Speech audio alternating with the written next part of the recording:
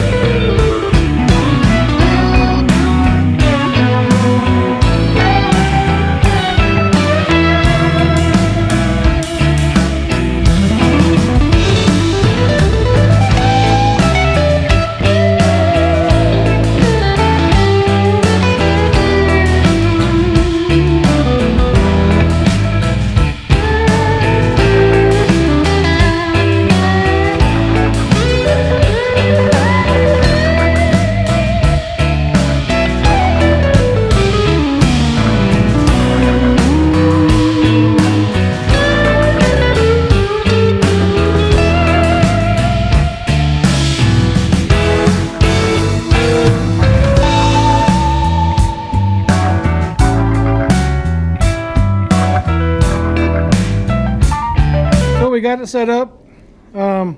Few kinks. Looks like any other thing that comes prefabbed.